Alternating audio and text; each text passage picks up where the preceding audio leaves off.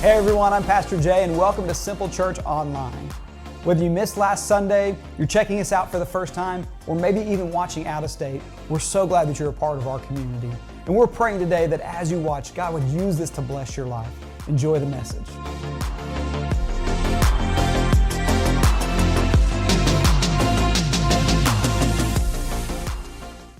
Hello.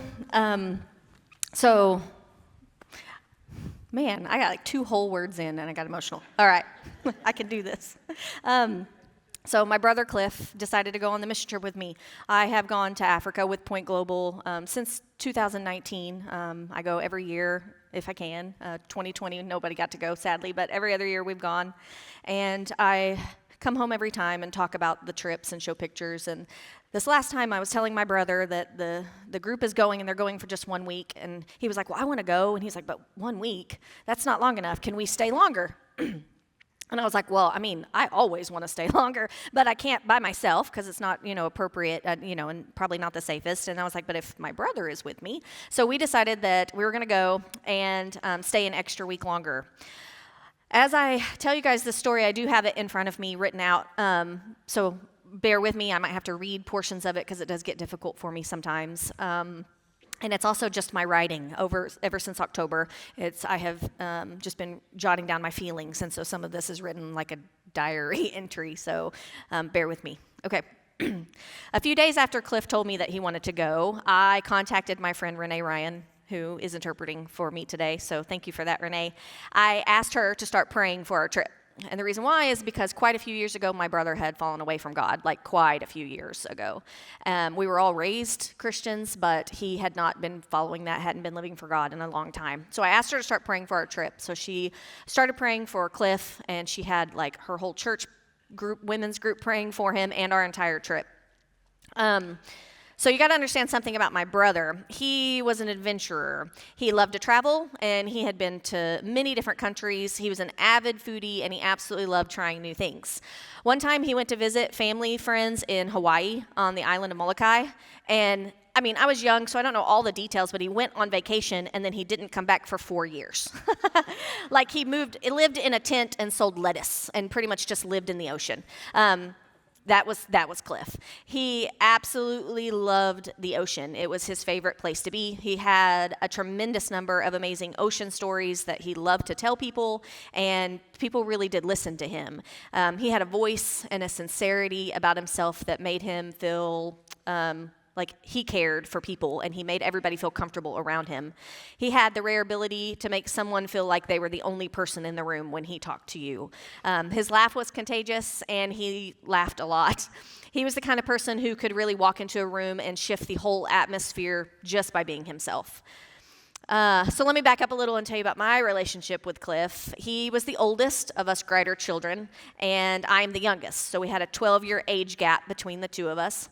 All of us siblings have been fairly close, but we all live all over the United States. And so over the past few years, Cliff had some life changes that caused him to move back to Oklahoma, and he lived 3 hours south from Tulsa. But his son lives in Tulsa about 10 minutes from us. So he pretty much lived with us on the weekends for the last probably 3 years. He would come into town and spend the weekends at our house. Our guest room is just dubbed Cliff's room. Like one day I'm sitting in the living room and the doorbell rings and he had a bed delivered because he didn't like the bed I had and changed the bed in the guest room. So literally it's Cliff's room. We shared a love for trying new foods and exploring new places. We went camping often. We grew really incredibly close. We were learning to play the ukulele together. We both loved music and singing harmony, and so we used to sing harmony together all the time. Our favorite food is sushi, and so we tried, you name a sushi place in Tulsa, and Cliff and I have probably been there. We love to be outdoors. Both of us love being barefoot whenever possible, and we had a lot of plans coming up for more camping and trips that we were going to do together. If he wasn't staying with me, keeping me up really late talking, then we were on the phone pretty much every day, just kind of checking in, seeing how each other were doing. We had a conversation not too long before we left on the trip, how amazing it was that over the past few years, we had not just been siblings, but we had literally become each other's best friend. So Cote d'Ivoire, Africa, as I said, I go every year, and it is like a second home to me. I absolutely love it. In 2019, when I went for the first time, I was hooked, and I've gone back ever since. I fell in love with the people, the food, the culture. In Africa, it's collectivist culture, which is the same as the deaf culture here in the United States. And if you know anything about me, that is my people, is the deaf community here. I just love everything about it. So I fit right in there in Africa with it being the same feeling of culture. There's a woman there named Etiennette who we actually call each other sisters. She's a Kalongo, part of the Kalongo tribe, and we have become very close. We talk every day. She even named her son after my son. So there's no other word to describe the bond that we have with the Africans and the Ivorians other than to call them our family. So our trip to Cote d'Ivoire was going to be unlike anything that we had done before. Cliff was the kind of person who did not just go places, he experienced places. He always wanted to know the people, the culture, the food, the stories, all of it. And he asked question after question after question. That's just the way he did it. Knowing Cliff, he was not just going to experience it himself, but he was going to leave an imprint on everyone around him, as he always did. And so anybody who knows him knows how true that statement is. We were staying an extra week longer, like I said, so Cliff and I had different plane tickets than everyone else, so we left together on our own to Atlanta and then to Paris, and that's where we met up with the Hobbs and the Jacksons. The trip is long and grueling. 9 hours on just one leg of a 3-leg trip is definitely not for the faint of heart, but Cliff and I were seated together, and we had a blast together. It was uneventful, which is exactly what you want when you're traveling. We finally arrived in Tonda, and we stepped off the bus. And our neighborhood kids came running up to us, yelling, "Mama Kenna, Mama Kenna." And Cliff became very emotional. He told me later that he had never heard anything so beautiful as to hear those kids and to see the way that I responded and the way I just lit up whenever my little kids came running up to me. They had grown a ton since I had been there the year before, and I introduced them to my grand frère, Cliff, which is my brother Cliff, and instantly they started calling him Papa Cliff, and it wasn't long before you would hear Mama Kenna, but you would hear Papa Cliff. That's what everybody started yelling pretty soon. He absolutely fell in love with those kids. He brought soccer balls that his son Micaiah had donated and sent over, and he was so proud to get them out and air them up and share them with the kids. In Africa, if you have a soccer ball, you're like king of the mountain. Like, it's a big deal because you're not having to play with a ball of trash or a flip-flop or whatever it is that they play with if they don't have balls. And so he was giving them away, and they just loved it. Every day, he found a way to love on those kids, whether it be to play soccer with them, or whether it be handing out suckers, or just hanging out with them. Most of the kids who live around us cannot afford to go to school, and so they are there just during the day, just being there all day long, and he would just spend a lot of time with them. He actually paid to have some soccer goals built. There's this little area right across from our home base, from our house, and that's where they played a lot, and he had soccer goals built for them just because he's like, they don't have goals. Like, that's Cliff. That was his heart. He had a quiet, reflective side that not everybody always got to see. Some evenings he would sit outside for like hours right outside the gate and just stare at the sky. Those moments were very peaceful for him. I could see that he was soaking in the simplicity of life there in Africa. And at one point, I realized that he was experiencing God in his own way. I just didn't know if he knew that that's what was happening. So we spent the first 7 days with the Jacksons and the Hobbs. I have known Jeff and Tanya, I don't know, many, many years, and served for many years with them. And I just recently met the Hobbs family, Richard, Sarah, Abby, and Landon. But when you go on a mission trip together, it does not take long before you create a bond that is a lifetime bond. So when the week was up, we were sad that they were leaving, and it wasn't a couple days later that they texted, "We should have stayed longer." I'm like, "I told you." So, yeah. Every time we go to Tonda, Cambu, which is our president of African operations in Africa, he always takes Jeff around to see potential locations for projects that we might have coming up or that we're planning on doing that God wants us to do, and he always takes him to see all these different places. Well, this time he took Jeff, Cliff, and Landon and to check out 5 different locations. They looked at all 5, but Cliff really fell in love with one specific location. Jeff told me later, Cliff liked them all, but there was this one that he was all about. He totally wanted to do something with that. He was measuring, which Cliff was a builder. He built houses, and so he could walk and tell you how much square footage. I don't know all the details of house building, but he could do that. So he was measuring and thinking and plotting, and he came back from that outing and he told me all about it. He showed me pictures and videos of that one location. He had even drawn out schematics of building one here and then building an orphanage building here and all the things that could be done. And I was like, we haven't even talked about building an orphanage. I mean, that's always kind of in the back of our mind, but oh, no, Cliff, we were building an orphanage, according to Cliff. That was happening. Let's see what else. So we ended up looking at that and talking about that. And just so that you know, we have had donors who have given to the Cliff Memorial Fund. There are 4 phases to the orphanage that God is amazing and has actually confirmed with us that this is something we are supposed to do. The first phase was the purchase of the land, and we were able to do that with Cliff's Memorial Fund just a couple weeks ago. So phase 1 is complete. Yes.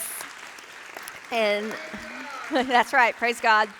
And we will be working on raising funds for phase 2, which is finalizing building 1. Phase 3 is finalizing building 2, and then phase 4 is bringing the children in and creating the Point Global Children's Home. So it's very exciting for all of that. So our house in Tonda has a really large tree that Katie drew on the wall, and we call it our family tree. And so anybody comes to the house for the first time, they put paint on their hand, and they get to put their print on our tree, and then they write their name and the date that they attended. When we first started, our tree had 7 little prints on it, and now that tree is full of prints from Americans who have come and from Africans who come in and visit for the first time, and it's pretty amazing to see that tree. So Cliff and the Hobbs got to put their print on the tree this last October, which was pretty amazing.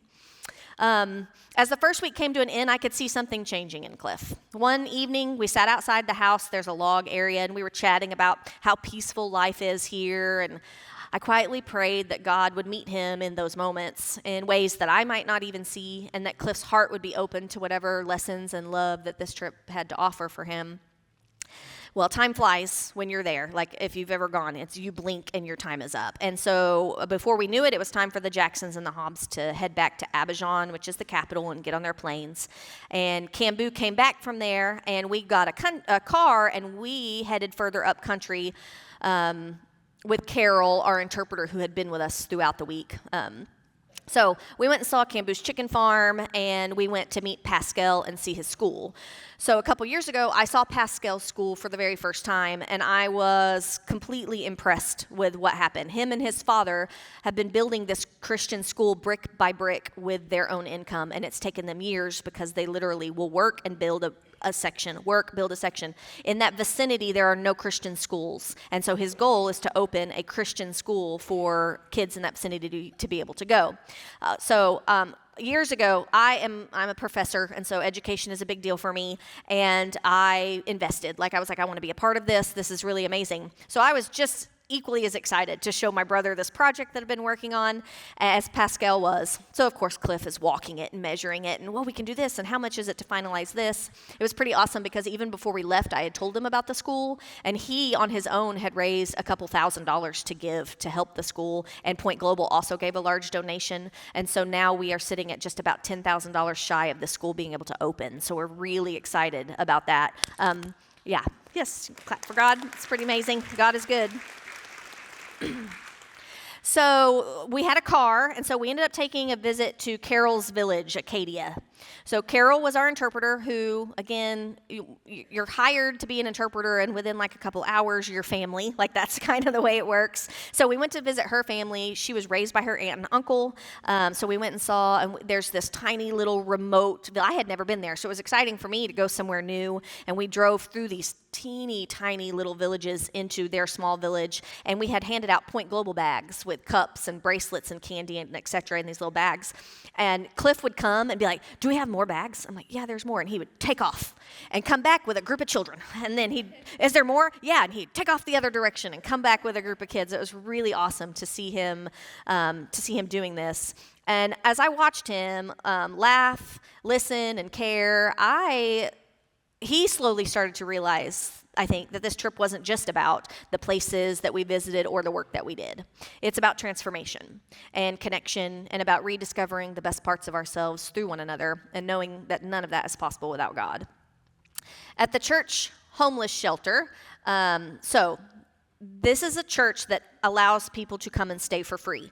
Outside of the church building, there are these little, I don't know what you would call them, shacks, and that's a very loose term, grass things, huts. That's even a nicer term than I don't even know what you call them, but there's a whole bunch of them, and they allow people to store their stuff inside for free, and they allow them to sleep inside the church in the evenings for free. They don't charge a dime. The people that they bring in are people who have medical issues or mental issues, and they take them for care. They pay for their medical care. They pray over them. They let them stay. There's no limit on how long they can stay. That's just this church's outreach. It's amazing. So we get there, and found out that the church had recently started a small lumber business in order to make more money to help more people. Cliff's Memorial Fund has also already covered the cost of the needs for the lumber business as well, so they've got that started, so that's really amazing. When we first arrived at the church, we sat with the pastor and we asked some questions, and I'd been to the church before, but it was Cliff's very first time, obviously. And the pastor started out by asking to pray. And so Cliff's already used to this. When we go in Africa, when people pray in French, we don't interpret that. Like, the interpreters don't interpret the prayer. Everyone just prays on their own. You know, it's God's word, so it's good. Well, he's sitting there, and this pastor, his prayers just come across as extremely powerful and just beautiful the way that he prays. So I kind of look over, and I realize that Cliff is staring at the pastor while he's praying. When the prayer was over, he leaned over to me, he had tears in his eyes, and he said, "If someone can't feel the power in that, then they aren't alive. There is no doubt in my mind that God is here." I looked at him in shock because, like I said, he had fallen away from God, and I believe that this is the moment that he had come back to him. From that moment on, for the rest of the trip, my brother did seem very different. The trip went from being about what Cliff could experience to being about what Cliff could do to help the people in Africa. He became invested in the church homeless shelter. He started talking with me about how we could do a social media video and highlight what they're doing and raise funds to help spread the word so we can spread God's word and help more homeless. I said, okay, well, let's do an interview with the pastor, right? Let's interview him, and then we'll use that video footage. And he said, okay, I'll film you. And I was like, I think you should do the interview. And he looked at me and he made a funny face. And then he said, I think I am supposed to do this. Okay, you have to understand something about Cliff. When I say hate social media, that's being nice. He hated social media. He called Facebook the cesspool. And if you showed him, like, oh, look at this video, he's like, is that on TikTok? Yeah, I'm not watching it. Like, I'm not joking. Hated social media. So the fact that he mentioned that we should make a social media promo video was already like, what? You know, but then for him to be willing to be in it was very, very different for Cliff. After we did do the interview, and after Cliff went back to the pastor and asked him if he wouldn't mind praying again before we left. So, at that time, our time in Tonda had come to a close, and it was time to head back to Abidjan, which is the capital, and then we were going to Assini, which is a little resort on an island off of the capital of Abidjan. And so the next day, Saturday, October 18th, the mission work was over, and it was now one day of vacation that we were having before we went back to the States on Sunday. We arrived in Assini and loaded our stuff into a tiny little wooden boat to be taken across the canal to the island. And it's Lena's resort. Lena is a friend of ours. The resort was it's breathtaking. It's so beautiful. Cliff was head over heels in love with it from the moment, even from the moment we got into the little tiny wooden, crazy boat. He was already in love. Our rooms were right off the ocean. You open the door, and there's the ocean. It's pretty amazing. There's a beautiful pool, seating, and the ocean, which, like you guys know, I've already said, he loved the ocean, so he could not be happier. He was so happy. We put our stuff in our rooms, we got our swimsuits on, and we headed into the ocean. Cambu had been there with me when I was there a few years ago, but Carol had never even seen the ocean. She'd never swam a day in her life. She was so scared to even put her feet in the water. Cliff jumped right in and was swimming around. We enjoyed ourselves 45 minutes or so, and then we rinsed off and headed to the pool. Carol was really afraid of the pool too, but she got in and swam, so we were really proud. It was just a really fun moment. We relaxed for a while, and then we got hungry, so we had a wonderful dinner or lunch that Lena's cook made for us, and we sat like in between palm trees on the beach and had this like wonderful lunch. It was great. Cliff kept telling us how much he loved it, and he didn't think he'd ever want to leave. He even picked out 2 palm trees, and he's like, I'll just put a hammock right there, and which sounds to most people like, oh, that's funny. No, Cliff would live in a hammock, and like he lived in a tent in Hawaii and sold lettuce, so I'm sure he would live in a hammock off the beach. We called our parents that day and did a video chat with our parents, which was really great to be able to see their faces. Then after lunch, we decided to walk up the beach to see there's this teeny tiny African fishing village, and we wanted to go check it out. And so we walked all the way up the beach, and we were on the edge of the water. You know, he was always looking for driftwood and shells and things like that he would bring home. So we arrived back at the resort, and it was nearing sunset, and we decided to get into the water to watch the sunset. And so the colors in the sky were amazing. It was like cotton candy blue and yellow and pink. It was really pretty. I was about waist deep, and Cliff was about chest deep. And we were commenting on the colors of the sky when all of a sudden we were both swept off our feet and pulled out into the ocean. We were in what seemed like some kind of whirlpool because we were always the same distance from each other, and we were just spinning round and around and getting further and further away from the shore. We decided, oh my gosh, we've got to figure out how we can start swimming back. My brother, he knows the ocean, right? And so I don't swim very well. I float really well, but I don't swim well, and I don't hold my breath for very long. He, on the other hand, was a lifeguard and loved the water, so he's like, don't panic, don't swim straight to the shore. I guess you swim like kind of catty corner. I don't know, I'm learning all the things, right? And so I was like, okay, I'm not going to panic. He knows the ocean. We're good. We kept swimming. We were fighting the waves. They were rolling over us. Sometimes they would pull us under, and we would come back up. But again, we couldn't get out of this like riptide whirlpool thing that we were in. I remember being sucked under at one point, hitting something really hard on my leg, and no matter what we did, we just kept spinning around each other, and there was no way that we could get out. I thought to myself, I can't keep this up. Like, I was getting extremely tired, and at one point, it was still light outside, but the sun had kind of like gone just right down the horizon, and Cliff called out my name, and this is probably about 30, 40 minutes in. He called out my name, and I looked at him, and he shook his head, and I said, don't you dare. And we kept swimming for about 5 more minutes before he called my name again. And he said, I love you, as he went under the water. I didn't yell out for him. I didn't reach for him. I didn't do anything. I am not sure if it was because I was tired. I mean, I could barely keep myself. I was freaking out a little bit. I knew, like, I can't maintain this. I don't know if I was in some sort of shock. I don't know. I just know the first thing that popped into my head when he went under was, my parents cannot lose 2 children today. So get your head in the game. So I stopped trying to swim at that point to try to get to shore, and I just started treading water. I would yell for help and scream over and over and over and just tread and tread. In my head, I kept singing one phrase from a worship song, It Is Well. And the phrase was, the waves and winds still know your name. And so while I'm in the water and I'm scared out of my mind and I'm alone, the waves and winds still know your name. And if they know your name, I'm good, right? God, send a boat. God, send a wave to push me to shore. God, pick me up and drop me. I don't care what you do. Just get me back on shore. But the wind and waves still know your name. It became very dark, very, very dark. And I just kept treading water and screaming. And I had been pushed so far from the shore that the waves had died down a little bit. And so I was on these like nice waves as I was thinking about them. And I could turn on my back and float for a few minutes to give myself some reprieve, but I couldn't scream when I was on my back, so I would get back over and tread and just scream and scream. I'm not sure at that point how much time had passed, but I realized that whenever a gentle wave came, I could kind of like ride it up and see the shore. I was pretty far off at this point.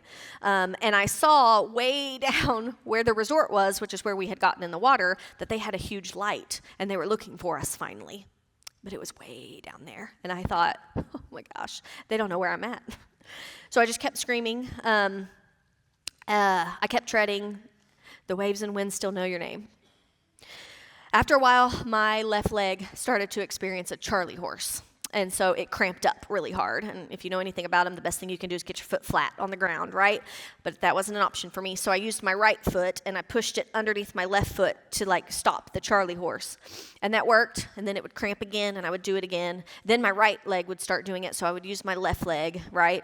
And then both started to cramp. And I was pulled up and I couldn't get my legs. So I was only using my arms to keep myself afloat. And that is the point when I realized I was going to die. And I thought, I can't do this anymore. But God is good, because just a few seconds later, one of those gentle waves lifted me up, and I saw that light was right in front of me. And I went berserk. I mean, I'd already been screaming my head off, but I went berserk screaming. All of a sudden, I realized that I could see two people swimming toward me. So these African fishermen had one life vest, and they were taking turns with the life vests to swim out to save me. So as they got to me, they put the life vest up against me, and then they used me as their vest as we then worked our way back to the mile or so back to the shore. As I got there, Cambu was waiting at the shoreline for me. And as soon as he wrapped me up into his arms, and he asked me where my brother was. And I shook my head and told him that he had drowned right in front of me. We both sank to the sand, and we were weeping. Carol came and helped us up. We walked back to the resort. I asked Cambu where were the two men that saved me, and I ran and hugged them. And as we started to walk away, my adrenaline rush, of course, went away, and I could barely stand, and so I dropped into the sand, and Carol and Cambu picked me up and carried me. I told them I needed to, I wanted to get rinsed off, and so Cambu took me to the outdoor shower, and he helped rinse me, and then they took me into the room, and Carol helped me get into the shower. Cambu brought me his phone, and he asked me if he should call Jeff or if I wanted to do it. No, Cambu. The last thing on earth I want to do is tell anyone else that my brother has died. But that is not what I said. I knew I needed to be the one to make the call. And so I used Cambu's phone to call Jeff and tell him what had happened. I don't really remember a lot of the conversation other than Jeff did not believe me at first, which became the common thread among every phone call that I had to make. The next call was to my parents. And I know that I was still in a state of shock when I called them, but before I dialed, I remembered thinking that I had to call my parents and tell them that I had killed my brother because I asked him to come to Africa with me. And if I hadn't brought him, he'd still be alive. Again, I didn't say any of that. Looking back, I know that there are many moments where my brain was thinking like logically and illogically all at the same time while my body was going through all the motions. It's really amazing how much our brains can process. Calling my parents was horrendous. I knew my son, Evan, had gone to stay the night with them, and so I knew that there was no way that I could tell them without him also hearing what had happened. Again, my memory is really spotty from that phone call, but I remember one of my parents breaking down in grief. I told them the story about being sucked into the water and Cliff dying, and Cambu had told me at the time that it had been probably 2.5 hours that we had been in the water. So I had been with my brother for 30 to 40 minutes, and then the other 1.5 to 2 hours I was by myself in the water.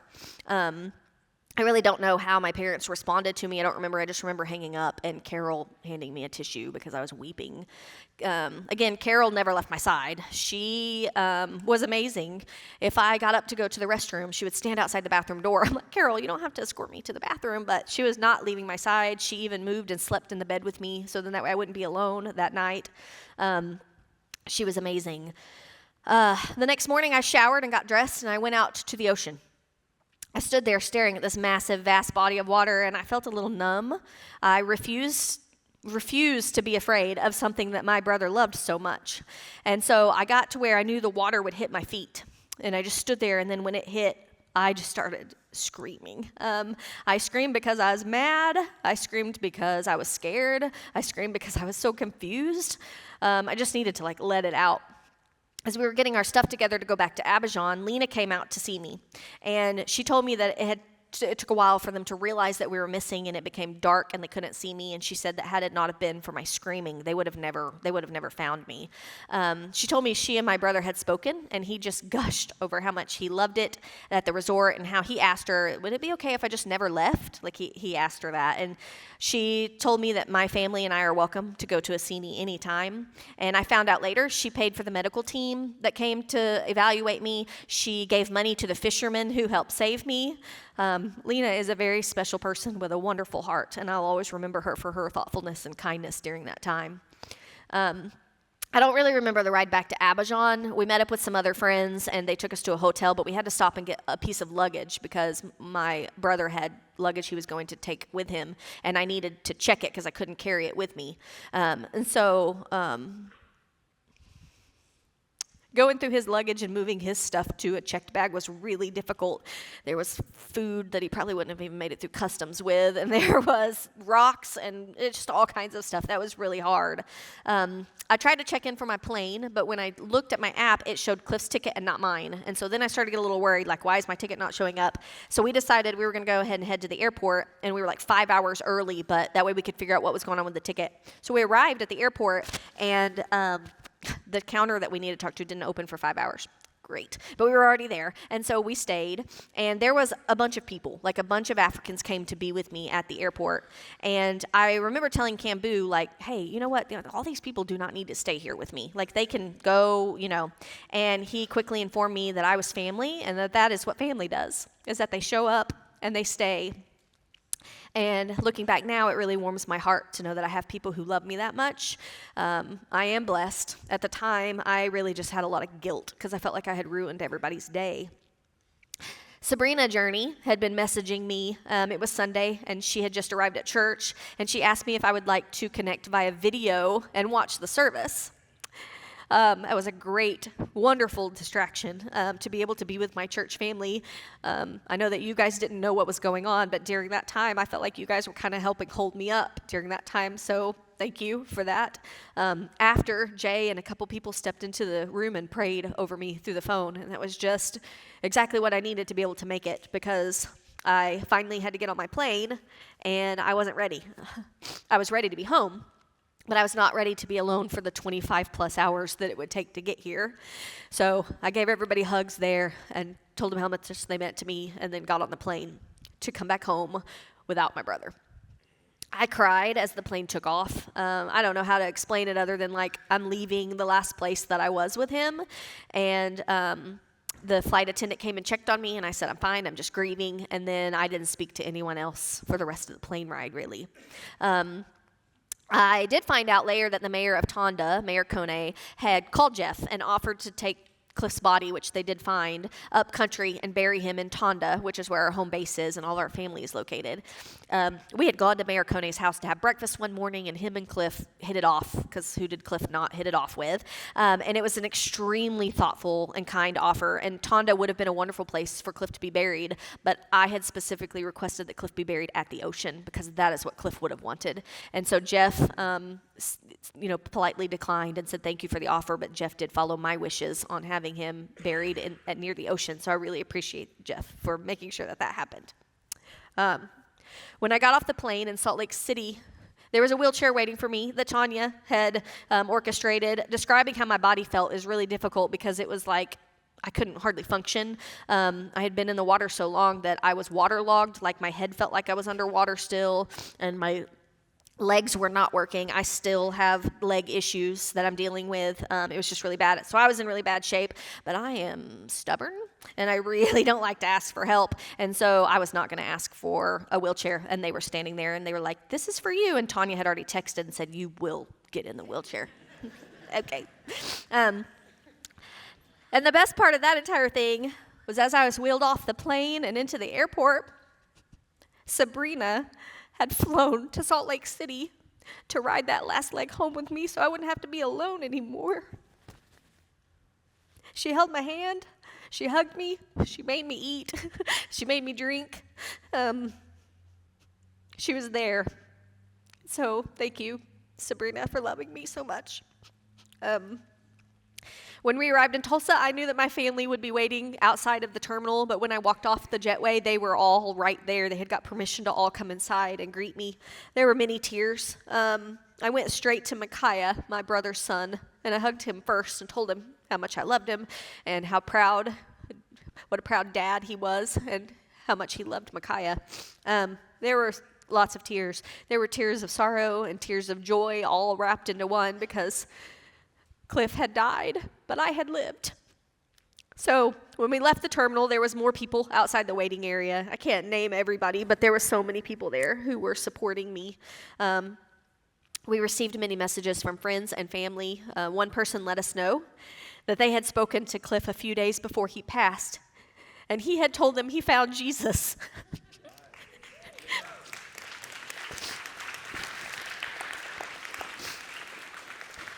He had told another friend that he finally understood the love of God.